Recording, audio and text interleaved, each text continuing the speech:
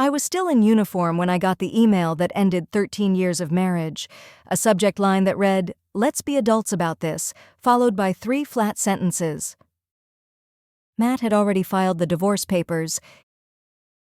He'd already emptied our joint account, and he'd already moved his new girlfriend into our house in Boise.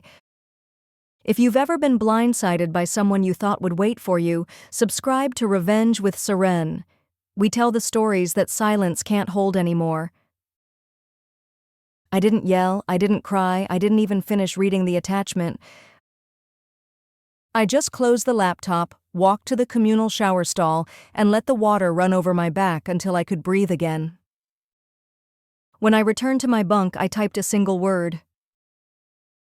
Understood.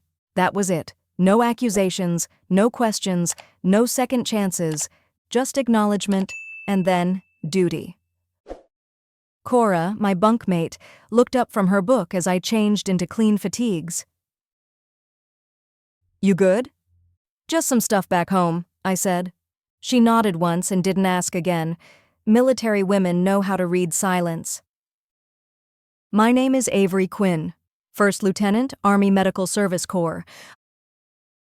I've deployed 3 times, served through loss, heat, triage, and grief.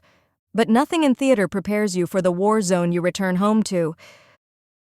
The truth is, maybe I knew. I think part of me had been waiting for the fracture.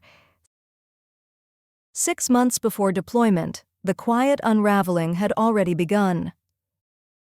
Matt stopped calling during lunch breaks, started staying late at the auto shop in Meridian, said he was mentoring a new tech named Emily. New passwords showed up on his phone, weekend plans I wasn't part of, and conversations turned hollow, like we were both speaking through fogged glass. I didn't accuse him. I didn't go through his texts. That's not who I am. Instead, I prepared, quietly, carefully, like I would for any patient showing subtle signs of internal bleeding. Because betrayal doesn't always crash in, it seeps, and when it does, you need to have already stopped the bleeding. I moved my grandfather's medals and my mom's silver locket into a storage unit on the other side of town. I opened a second checking account and started diverting a portion of my pay there, not enough to notice, just enough to survive on if the ground gave out, and I rechecked the paperwork on the house. The mortgage was in my name only, thanks to the VA loan. But I'd added Matt to the deed the year we painted the front porch together. He'd said, "We should both be on it." That was back when we still imagined building a nursery, when I thought I'd come home to a life, not a replacement. The last time I saw him was at the airport. He hugged me, stiff and quick, and said, "Stay safe, okay?" His eyes were dry, his voice flat, like I was heading to a conference, not a 6-month rotation in Afghanistan. And maybe that was my answer. Maybe that moment had already told me everything I was pretending not to hear. 2 weeks into deployment, after a 12-hour shift cleaning up a casualty surge from a convoy ambush, I opened that email and saw that it was already over. No discussion, no warning, no good luck or I'm sorry or I wish it didn't have to be like this. Just paperwork, just logistics. That night I pulled out my field notebook, not the one I used for vitals, the one I kept for contingencies, and started a new page. Contact James, military buddy turned attorney. Double-check V loan rights. Log into home security system. Because Matt, for all his new passwords and new routines, had forgotten that the security cameras in our house still uploaded to my cloud account. I'd set them up the year before when Daisy, our dog, had surgery, motion detection, interior and exterior feeds. I didn't watch to confirm what I feared. I watched to stop lying to myself. I sat on a metal cot in a desert tent and saw Emily walk barefoot across my kitchen tile, holding my mug. The one with the inscription my mom had etched before she died, "Come home safe." She leaned on the counter Matt and I had sanded together one Sunday morning. She laughed at something off camera. She clipped Daisy's leash like she'd been doing it for years. I didn't feel shock. I felt something colder, clean and precise, the kind of cold you feel in surgery, not grief. The moment the bleeding stops, not because it's healing, but because there's nothing left to give. 2 weeks after Matt's email ended our marriage, I got a push notification from our bank app while sitting in the mess tent. The desert heat was brutal that day, thick enough to slow even the smallest movement. I had just sat down with a plate of rehydrated lasagna when my phone buzzed. Withdrawal alert, $88,500 transferred. I froze. That number wasn't a typo. I opened the app. Our joint checking account showed a remaining balance of $22.37. The military savings account, the one we'd quietly built through years of skipped vacations, holiday duty shifts, and deployment bonuses, was completely empty. $47,000. Gone.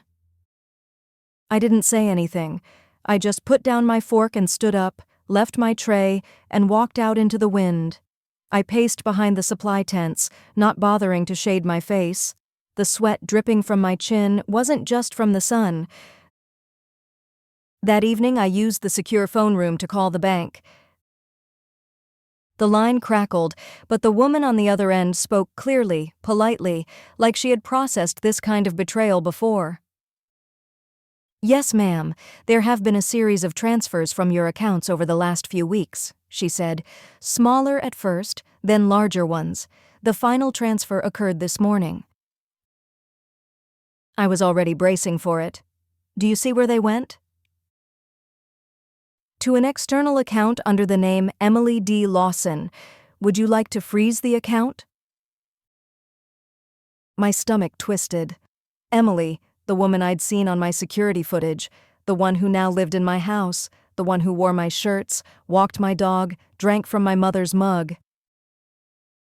"Yes," I said. "Freeze everything connected to the joint account." There was a pause. "Unfortunately, unless there's a legal fraud claim, and because your husband is also listed on the account, we cannot freeze it without his consent." "Of course not." I thanked her, hung up, and just sat there. For a long time. The tent felt like it was shrinking. Around me, other soldiers were laughing, chatting, Skyping their kids, a slice of normal life, thousands of miles from mine. That night I logged into the home security system again. The cameras I'd installed the year before, quietly, thoughtfully, after a string of neighborhood break-ins, had been my only connection to Boise since deployment. There she was. Again. Emily, making coffee in my kitchen, wearing my gray University of Washington hoodie, the same one with the bleach stain on the sleeve from when I tried to clean Daisy's paw after she ran through paint. Matt walked into frame, kissed her on the cheek like he'd always belonged there. I didn't feel jealous. I didn't even feel hurt. What I felt was focus. I opened my Greenfield notebook, the one I used to track vitals in the triage tent, and flipped to a clean page. Then I wrote 4 names. James Caldwell, military buddy turned attorney, now practicing in Denver. Marjorie Elkins, my supervising officer, could approve emergency leave. Robert Tyler, our original VA loan officer. Emily D. Lawson, cohabitant, unlisted financial actor, probable fraud. Because this wasn't just about Matt anymore. It was about theft, deception, forgery, and it was no longer a personal crisis. It was a legal one. The next morning I called James. He picked up on the 3rd ring. We hadn't spoken in almost 2 years, but his voice was steady. "Quinn? You good?" "No," I said, "but I'm ready." I told him everything, the divorce papers by email, the account balance, the security footage. And now, the money. "Send me all the documents," he said. "If she's transferring that kind of money and she's not legally tied to the account, we might be dealing with wire fraud." She is now, I said. Emily, she's listed as a co-applicant on a refinance Matt mentioned before I left. Wait, he refinanced the house? I think so. I never signed anything, though. James cursed under his breath. If he used a VA loan to do it and forged your signature, it's a federal issue. I'll request copies from the county clerk and your lender. We'll compare signatures. 3 days later, he sent me the files. I opened them under the netting behind the medical supply tent. There it was, a full refinance contract, my name, my supposed signature. Except it wasn't mine. The ink stroke was wrong. The middle initial was off. The signature looked like me, but only from a distance, like a mask someone else was trying on. And there, on the cosigner line, Emily D. Lawson. She hadn't just moved in. She'd signed for the equity in my house. They'd pulled $330,000 from the property. Using my military benefits, my VA loan eligibility, my credit, my name, and I hadn't even known. I called James immediately. She forged my signature. I figured, he said, and I found something else. Emily's got a record, 2 charges related to financial coercion and prescription pad theft, 1 dismissed, the other pled down to probation. I felt a cold stillness settle in my chest. She's done this before? Looks like it. Not with a soldier, but the pattern fits. And Matt, well, he may be complicit or just naive. Either way, we need to file a report. I'll walk you through it. The next day, I filed a formal police report with Boise PD through an online portal. James submitted documentation to the VA Fraud Division and flagged the bank's internal security team.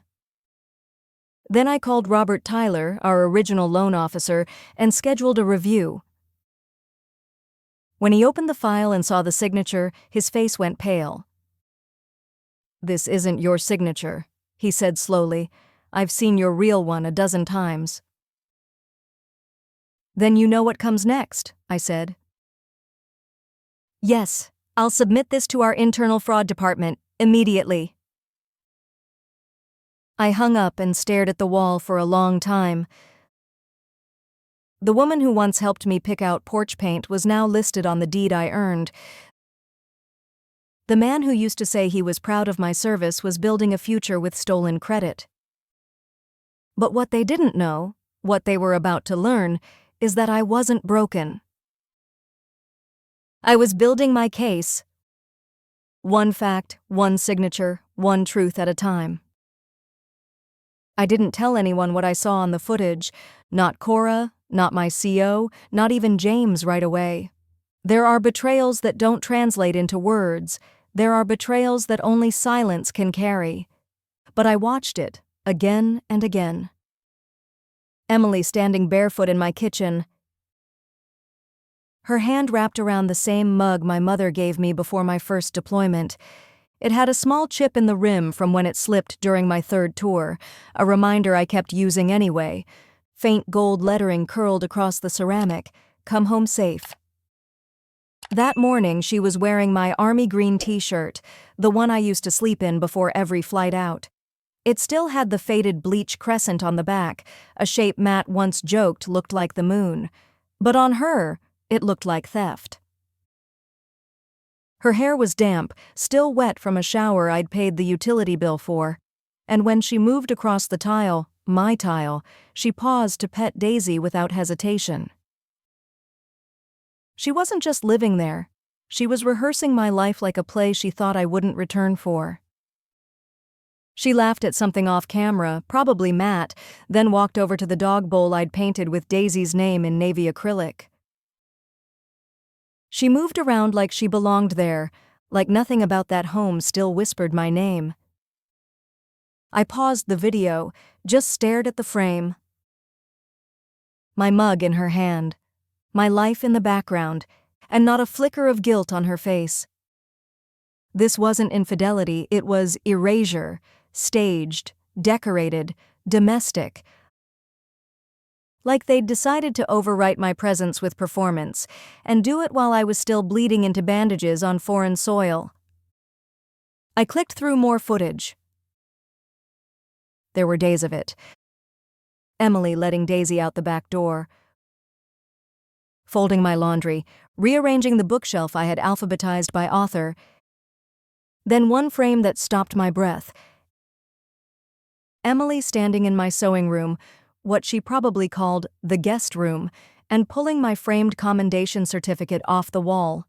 She didn't smash it, she didn't throw it, she just turned it face down. Not shattered, not broken, just erased. That was when something inside me stopped unraveling. It didn't snap, it calcified. This wasn't a messy divorce. This was a hostile erasure wrapped in domestic performance. Matt hadn't just moved on.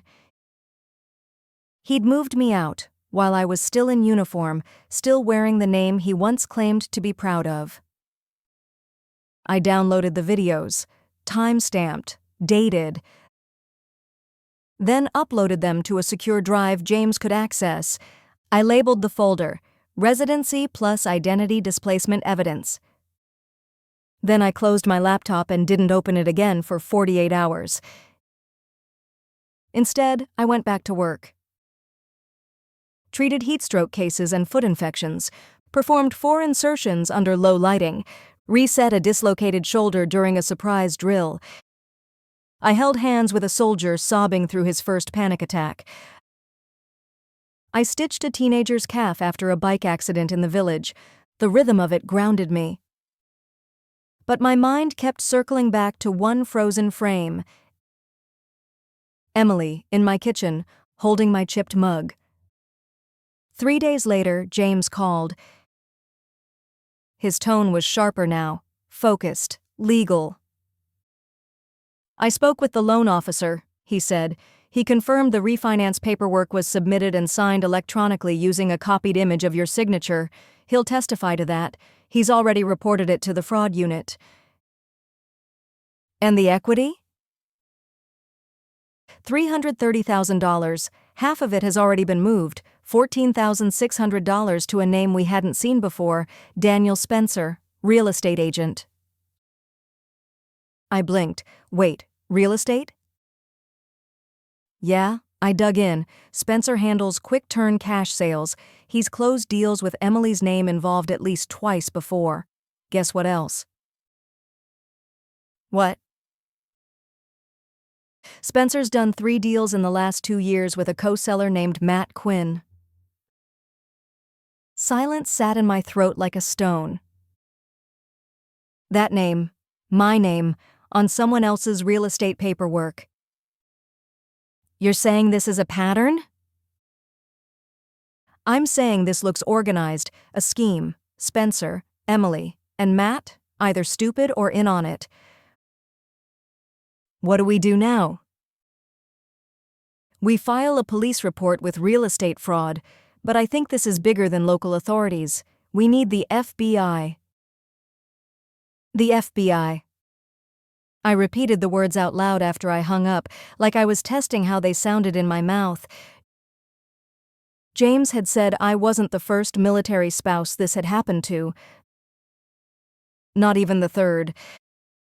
But maybe I was the first to hold the receipts, the first to press pause and face the silence, the first to watch Betrayal live-streamed and press record. That night I forwarded the footage to James with the caption, "Full documentation, confirmed occupancy, usage, forged co-residency." His reply came fast.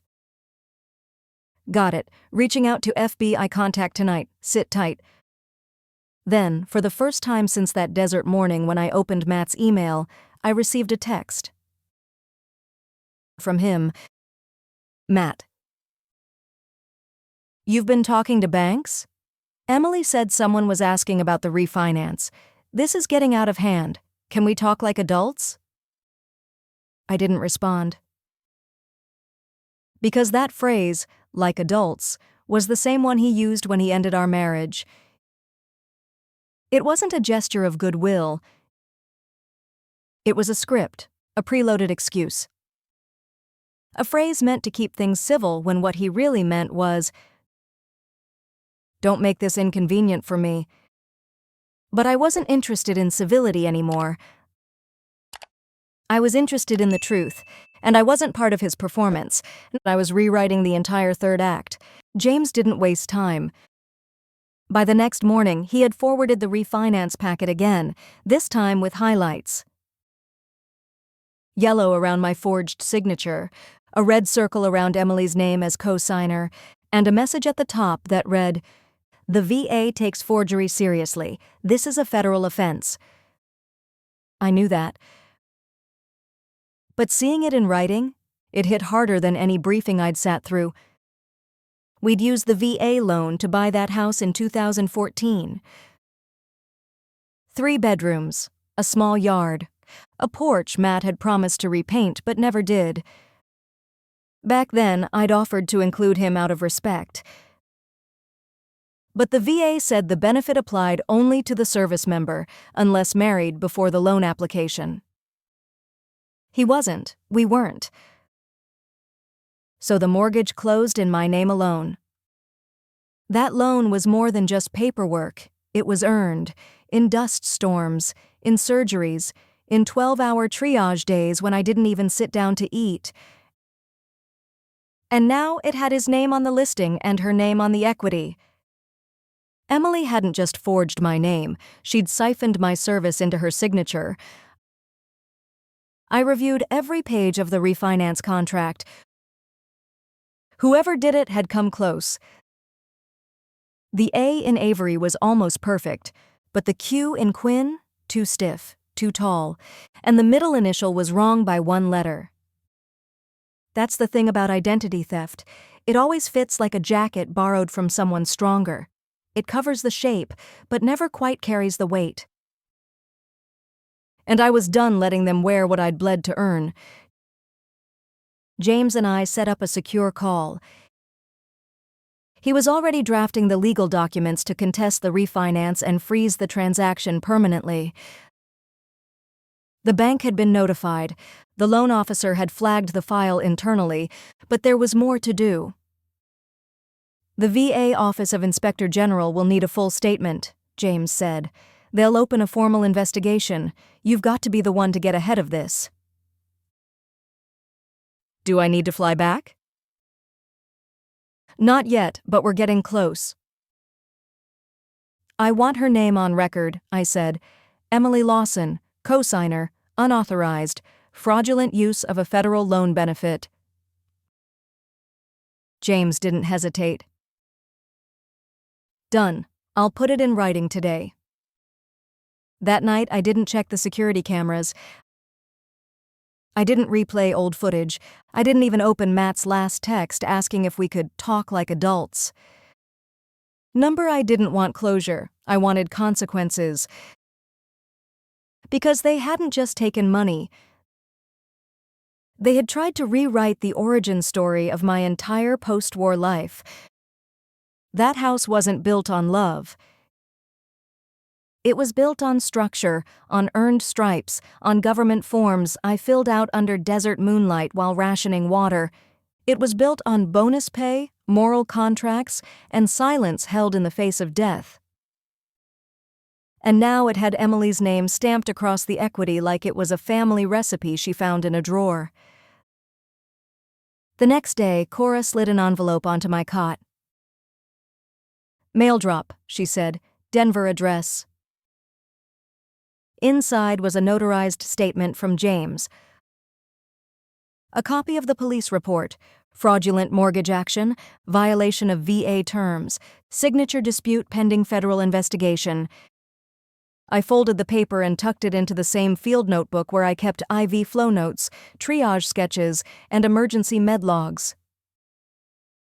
It didn't look like revenge, it looked like protocol, and that's what holds up in court. A day later, while assisting in the trauma tent, I got a ping on my secure military email. Subject: Urgent. FB. I wants a statement. From James. Body. They're in. Your footage, documents, and the forged loan crossed a threshold. This isn't just a domestic issue anymore. VA benefit theft plus wire fraud equals federal case. Agents Donovan and Patel want to schedule an interview. Be ready. I stared at the screen. Then I smiled. Not out of satisfaction, not from spite, but from stillness. Because after weeks of watching my life through someone else's camera, the system had finally opened a door. That night I replied with 3 words. Tell them yes. It was 5:43 a.m. when I got the next notification. New listing alert. Your property at 2194 Willowgate Drive has been listed for sale. I blinked at the subject line, unsure if I was dreaming.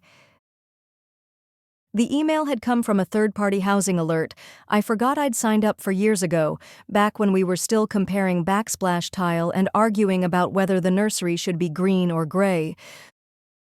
I clicked it. There it was. My house. Photographed from every angle. Sunlight glowing off the same front steps where I once left Matt coffee and a thermos before his early shifts. The cedar deck I built during the summer I came back from Kuwait. The window boxes I painted sky blue when Daisy got sick and I needed anything to keep my hands busy. The listing description was breezy, charming 3-bedroom in North Boise, fully renovated interior, cash buyers preferred, seller motivated. The agent was listed as Daniel Spencer. But the seller? Not Avery Quinn? Not me. It read, Matthew Quinn and Emily Davis. Davis, not Lawson, a convenient new alias, one that wouldn't ping against public searches or recent fraud claims. I stared at the screen. They hadn't just stolen the house, they were laundering me out of it. I forwarded the listing to James. No subject, just a single line in the body. It's officially on the market. His reply came 10 minutes later. Got it. Contacting Agent Patel now. This qualifies as attempted transfer of federal property under false pretense. They'll freeze the listing. I exhaled. Not relief, but the kind of breath you take when you finally stop treading water.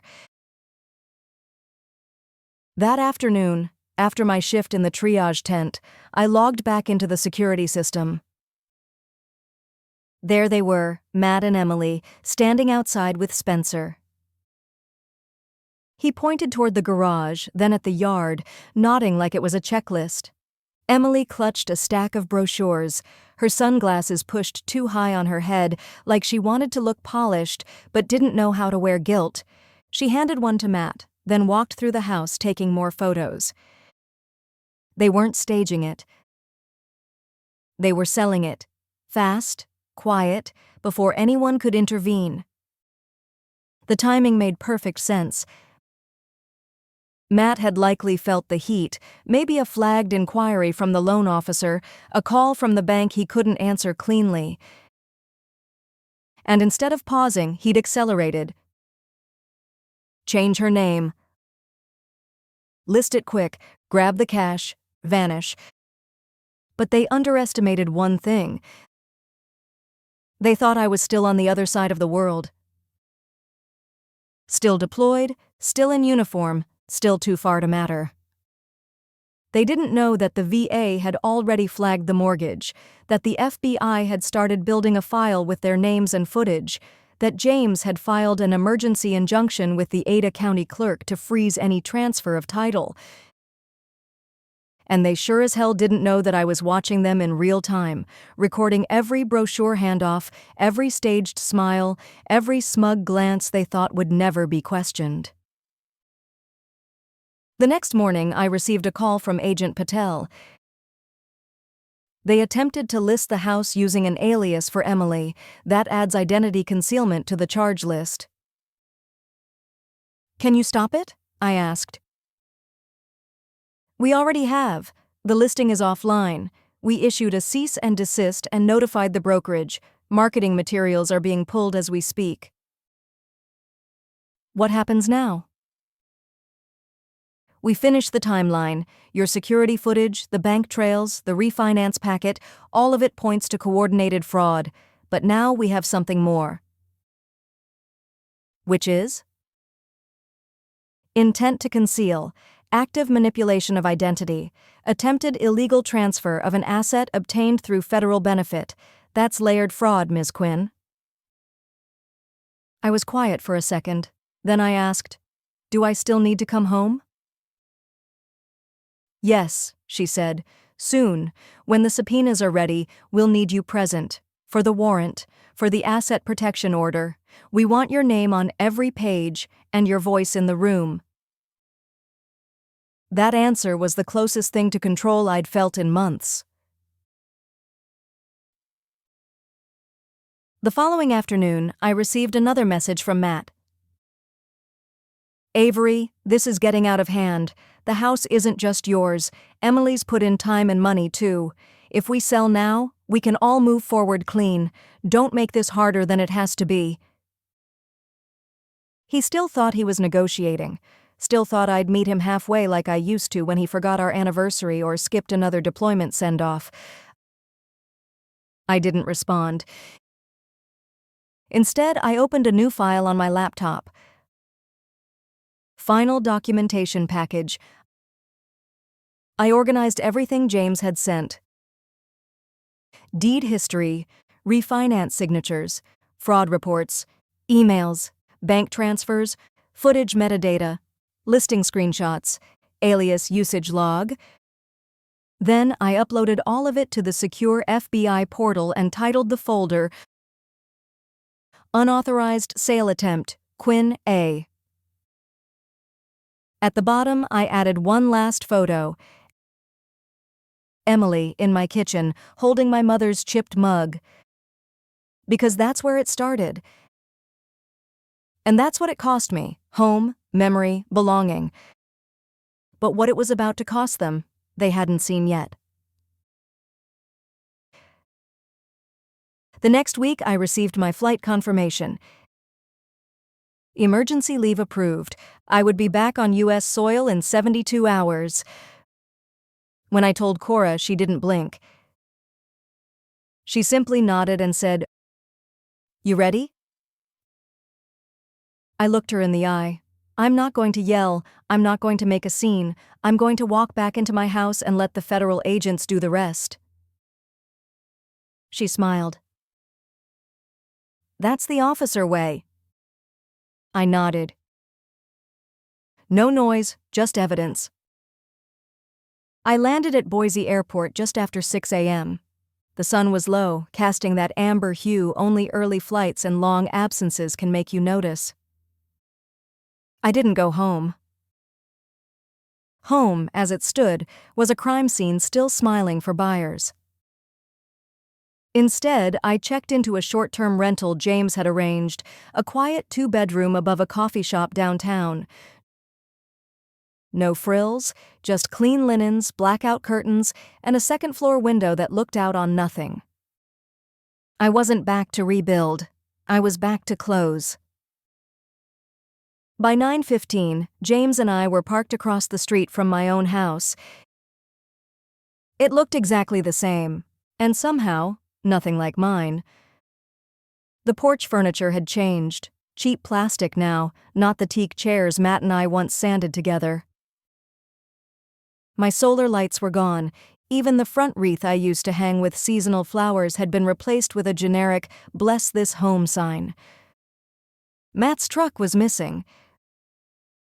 But Emily's SUV sat crooked by the curb, bumper scuffed, parked like she didn't care the neighbors noticed.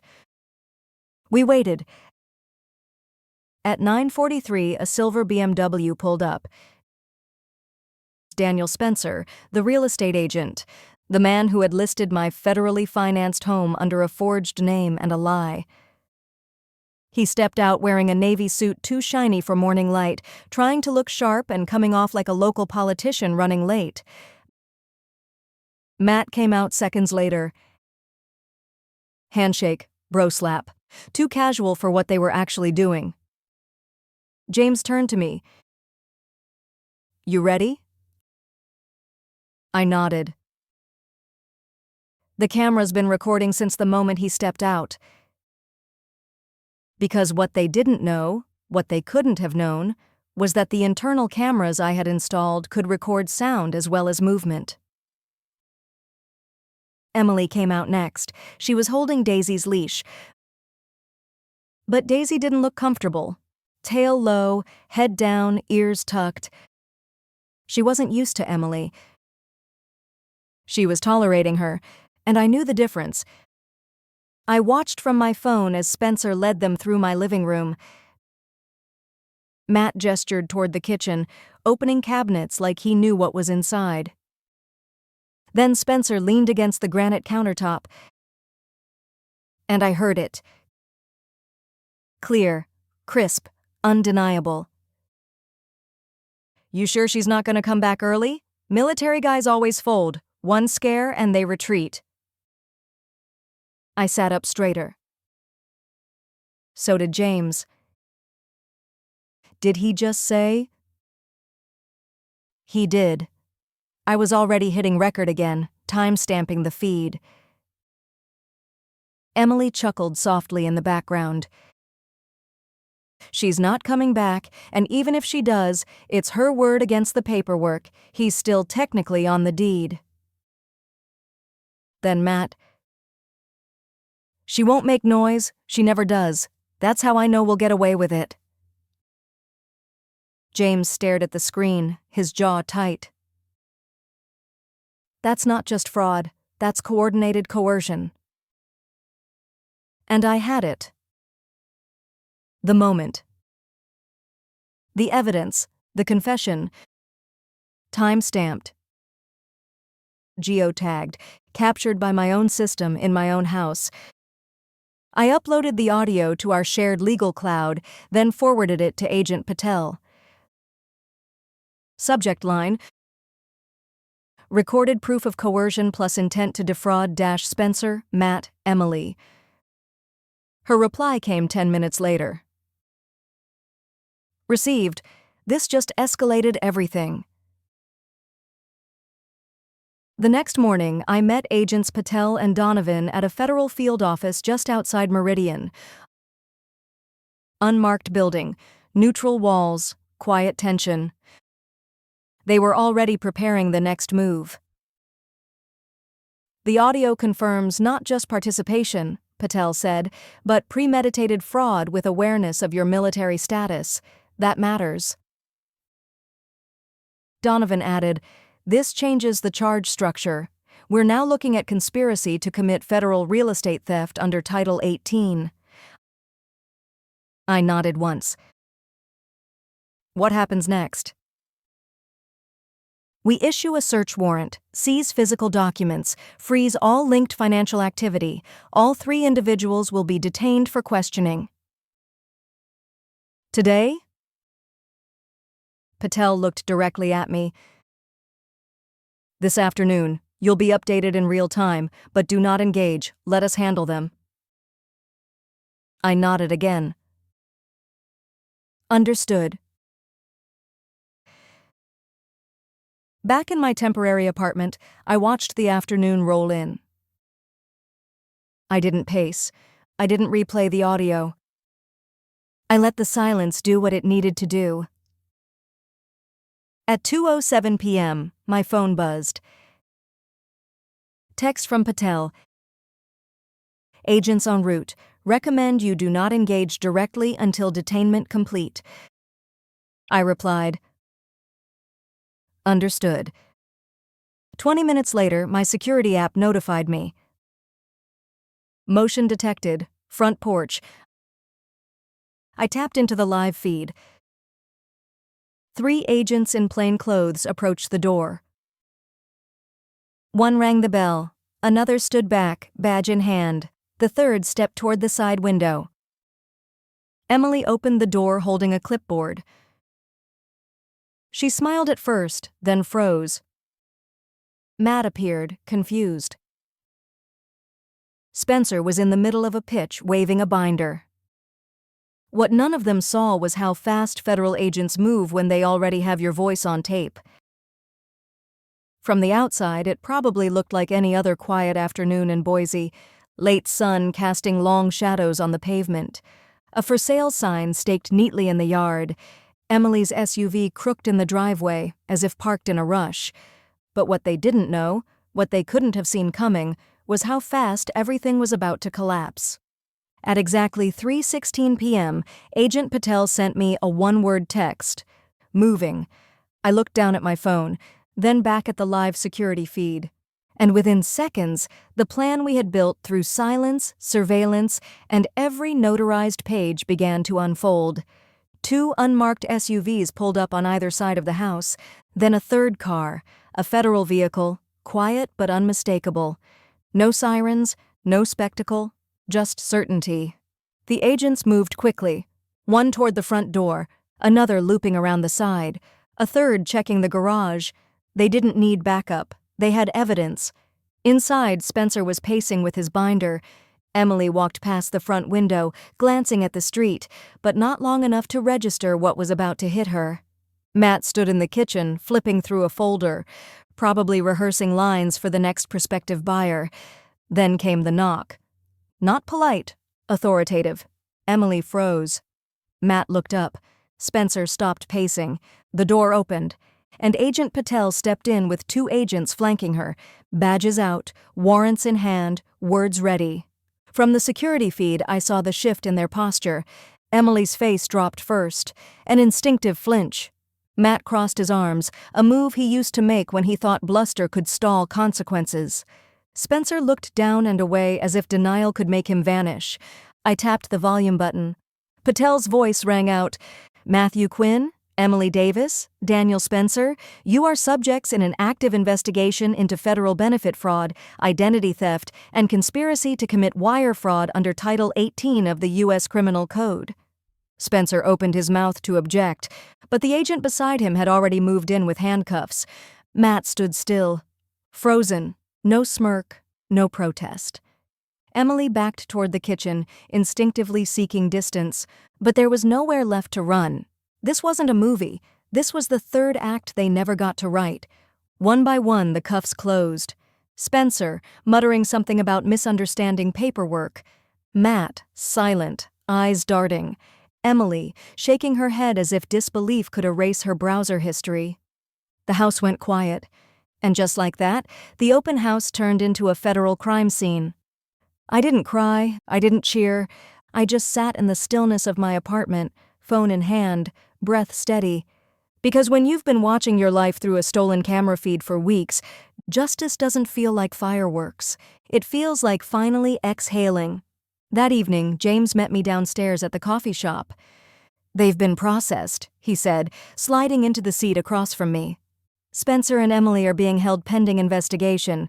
Matt's out for now, but with travel restrictions and frozen assets." "And the house?" "Officially locked down. Transaction halted. You're the only legal name tied to the VA loan. That means they can't touch it, not sell it, refinance it, or step foot inside without your consent." I nodded. James took a sip of coffee. "Spencer flipped hard, said Emily ran point on finding military spouses, claimed Matt played dumb, but was in on at least 3 flips." I almost laughed. "Funny. He understood enough to forge my signature, to give Emily a new last name, to list a house he didn't even legally own." James raised his mug. "He's not stupid." "No," I said. "He just thought no one would stop him." Later that night, I went through old messages, not out of nostalgia, out of necessity. I needed to understand when the shift happened, when Matt stopped seeing me as a partner and started treating me like a stepping stone. Was it after my 3rd deployment? After my mom died and I stopped being soft around the edges? Or was it always there, waiting, some quiet resentment that my strength didn't leave enough space for him to feel important? I scrolled through birthday texts, anniversary photos, random snapshots of Daisy sleeping on the couch. And then I saw one, 4 years old. I wish you needed me the way I need you. That was it. The fracture. He didn't want partnership. He wanted leverage. And when I stopped needing rescue, he went looking for someone who would. But what he never understood, what none of them did, was that strength doesn't mean lovelessness, it means survival. And I had survived worse than them. The next morning, I sat across from Agent Patel at the field office. She introduced me to the regional VA fraud specialist, a woman in a navy suit with quiet eyes. "You helped uncover a larger pattern," she said. "6 families so far, all tied to service members. Your case gives us legal precedent." I didn't smile. "I didn't plan to be the one to catch them," I said. She nodded. "But you did." In a private interview room, I signed the final affidavit. Date-stamped, statement of record. When we finished, Patel looked up. "There's a moment in your video," she said, "when Spencer says, 'Military guys always fold.' Just wanted to say, you didn't." I looked her in the eye. "No," I said, "I didn't." It was the first time I'd seen her face to face since the house raid. Emily sat across from me in a beige jumpsuit, her wrists cuffed to the metal table. Her hair was pulled back tight, and the smirk she used to wear when she felt clever had collapsed into something smaller, something brittle. "Thanks for coming," she said, like we were old co-workers catching up. I didn't answer. "You know they're trying to make me take the whole fall, right? Spencer's already flipped, Matt's playing dumb, and now it's me, sitting here." "You forged my name," I said. She blinked. "It wasn't what you think." I leaned forward slightly. "No? Then explain it. The fake lease. The altered VA loan documents. My signature copied from an old insurance policy." She looked away, jaw tight. "You don't understand how desperate Matt was. He said you'd moved on, that you'd barely called him the last year. He made it sound like you abandoned him. And that house was just sitting there." I tilted my head. "So, because a house was sitting there, you decided to forge a federal document?" "I didn't plan it," she muttered. "It just unfolded." "It unfolded," I repeated, voice flat. "Funny how fraud unfolds when no one pushes back." Emily's eyes went glassy. "He said it wasn't hurting anyone." That was when I stood. Not abruptly. Just enough to let the cold metal chair scrape against the floor. "You wore my mother's necklace," I said softly. "You moved into her house. You drank from her mug. And you still believed you weren't hurting anyone?" She flinched like the words hit harder than handcuffs. Before I left, I placed a single document in front of her, a printed image, screen capture from the loan submission form, date, timestamp, IP address. "Fraud's already on file," I said. "You don't need to lie anymore. The system knows." I walked out of that room without looking back. Outside the detention center, the sun hit my skin like I hadn't felt it in weeks. I took a deep breath and let it all land, not just the case, but the grief. Because it wasn't just about Emily, or Matt, or Spencer. It was about me finally understanding that people I had once protected would never have done the same for me. And that realization doesn't scream. It hums, like a quiet ache in your chest that you carry even after justice is done. That night, I sat in the corner of my apartment with a mug of chamomile tea, reading through old deployment letters, folded notes from fellow soldiers, medals still packed in bubble wrap. I realized I hadn't just survived them, I had outgrown them. The following week, my attorney called with an update. "The VA's internal review is done," she said. "They're filing for full restitution. They'll recover the equity, revoke the forged documents, and freeze the sale permanently. They've also added both Matt and Emily to the database of restricted filers. That means they're done. No more applications, no more loans, no refinancing, nothing." "And the house?" "Yours again, officially." I sat with that for a moment. The house I had chosen as my post-deployment home, the one I'd built for quiet, for healing, for maybe one day raising a child, it was mine again. But I didn't feel relief. I felt finality. 2 days later, I went to the property. quietly, just to walk the perimeter. The front lawn was still trimmed, the garden bed had a few late summer blooms, the back deck had a weathered look now, less pristine. And inside, through the glass door, I could see dust starting to settle on the hardwood. I didn't go inside. Not yet. Instead, I opened the side gate and sat on the steps beside the old dog dish. It was still there, turned upside down as if in protest. I ran my hand across the wood railing, the same railing I'd sanded down after deployment number 2, the same spot where Matt used to sit with me and plan camping trips we never took. It wasn't mine anymore, not emotionally. It had been returned, but I had outgrown it too. The next morning I scheduled a listing, not for sale, for rent. Veterans only, low income priority. No pets required, no references needed, just proof of service. It wasn't a revenge move, it was a repurpose. I wouldn't erase the past, but I could rewrite how the space was used. I could offer someone else the recovery I never got, and in doing so, let the space breathe again. Let it heal.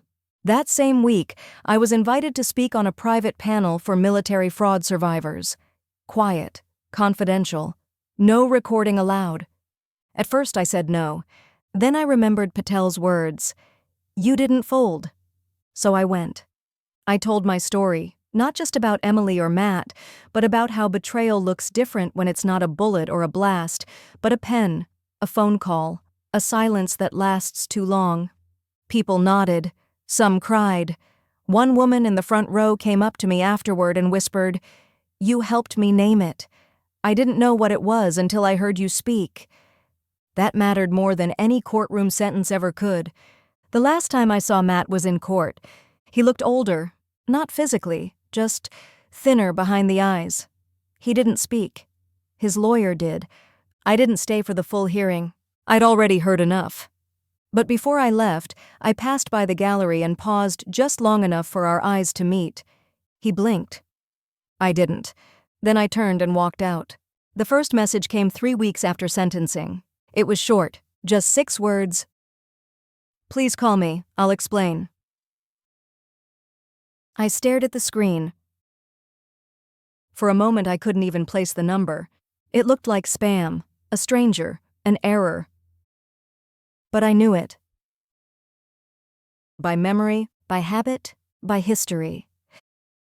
I used to list that number on my emergency contact forms. Used to whisper it to medics in the field like a lifeline, like someone was waiting for me on the other side of the ocean. Now it looked like a scam. I didn't reply. But I didn't block him. Not yet. I'd learned something over the past few months. Regret doesn't always arrive loudly.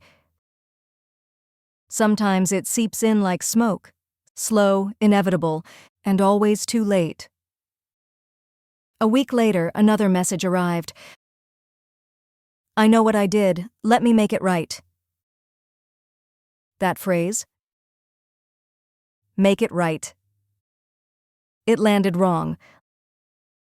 Like an apology rehearsed in front of a mirror. Matt wanted a reset.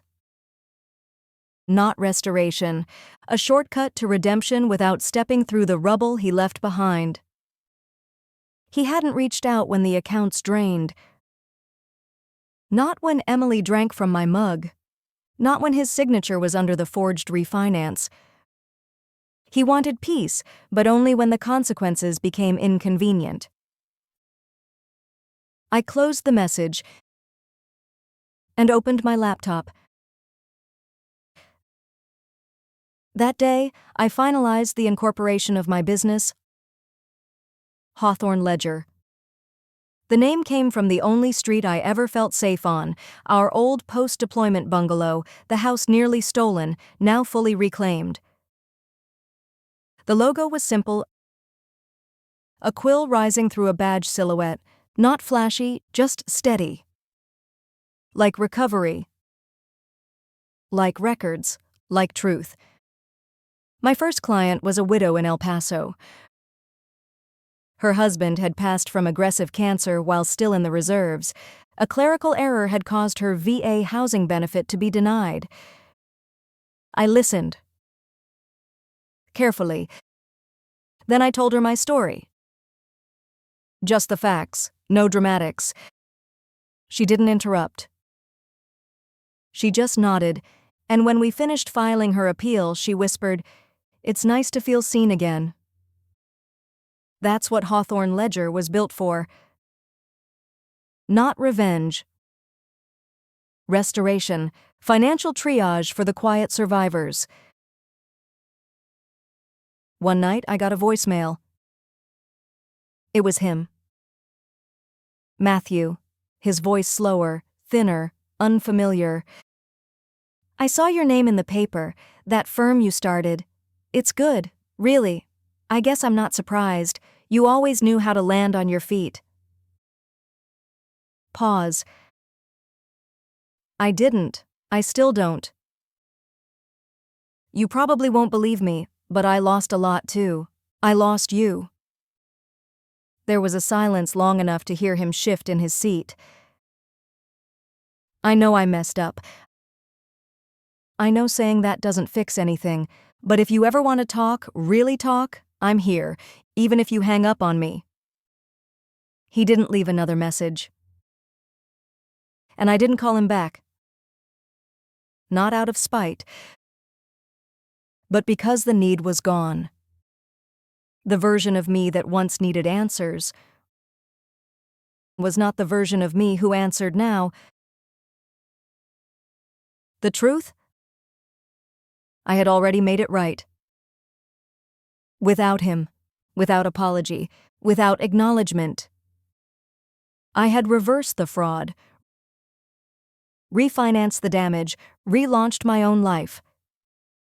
I had built a firm designed for women like me. Women who walked out of legal fires without fanfare. No press, no quotes, just clean books and secure futures.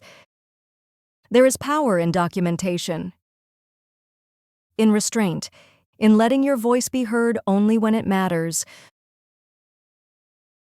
By spring, I had 2 more clients. One was a Navy vet whose boyfriend had drained her college fund and vanished. The other, a retired sergeant tricked into signing away her pension under a fake investment scheme. I didn't offer pity. I offered steps, checklists, templates, paper trails. I showed them how to walk back into rooms they once left ashamed, this time with folders in hand and shoulders squared. And for the first time in months, I felt something settle. Not closure. Something quieter, like return. The final letter didn't come by text. It came by mail. No return address. Postmarked from a halfway house in Florida. It was from Emily. The handwriting was unmistakable, slanted, fast, leaning too far forward like it was trying to outrun itself. 5 pages. She wrote about the sentencing, the restitution, the shame. Then she said something I didn't expect. "I don't want forgiveness. I just wanted to tell you I was wrong. I wanted what you had, because I didn't believe I could ever build it on my own." There was no plea. No contact number. Just one final line. "You were always more whole than me. I see that now." I folded the letter. Slid it into a file labeled Restitution Closed. Not as a keepsake, as a receipt. Proof that even when the world doesn't hand you closure, you can still collect it yourself. The first time I stood behind a podium, it wasn't to give a keynote. It wasn't even a big event. It was a folding table conference in a military spouse resource center outside of Tacoma, Washington. 15 folding chairs, 12 attendees, 1 coffee pot, and a room that smelled faintly of overwaxed linoleum. But it felt like a cathedral, because I had something to say, and people were ready to listen. "I was married," I began, voice steady. I was deployed. I came home to an empty house, an emptied account, and a forged name on government paperwork. No one flinched. They had heard versions of it before, maybe not as dramatic, maybe not as federal, but betrayal wears 100 faces. In that room, no one needed convincing, they just needed hope. I didn't sue for revenge, I said. I reclaimed what was mine. I didn't scream. I documented. I didn't threaten. I filed. And when that was done, I built something. That line hung in the air for a moment. And then one of the women in the front row, maybe early 50s, a widowed army nurse, whispered, "That's what I needed to hear." That same month, Hawthorne Ledger received a quiet grant from a state-run veteran entrepreneurship initiative. Not large, but enough to rent a real office space, a second-floor unit with sunlit windows and a waiting room. I kept the decor modest: military medals on the wall, a small cedar desk, 2 upholstered chairs, and a sign on the door that simply read, "Financial advocacy, veteran-centered, no shame." People began referring others by word of mouth: spouses who'd lost everything in asset splits, retirees who couldn't decipher benefit packages, one woman who'd unknowingly co-signed a loan with her fiancé, who disappeared the next week with her signature on 3 other documents.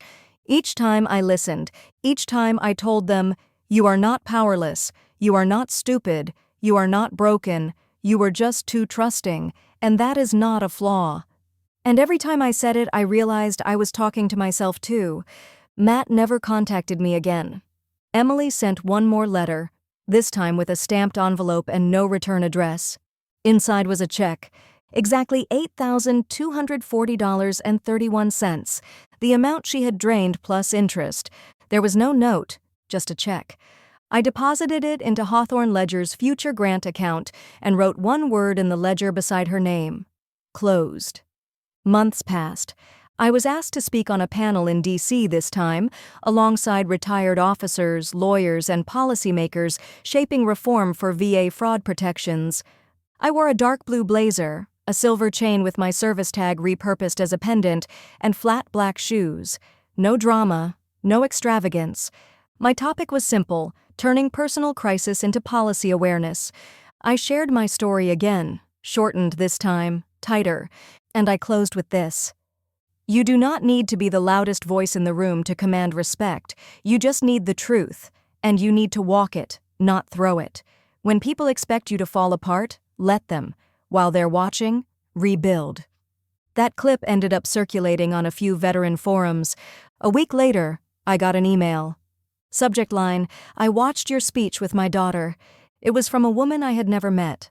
"My daughter's father forged her college paperwork while she was in basic training," she wrote. "She thought she had no rights. We almost gave up, but then we saw your talk, and she looked at me and said, 'If she can fix it, so can I.'"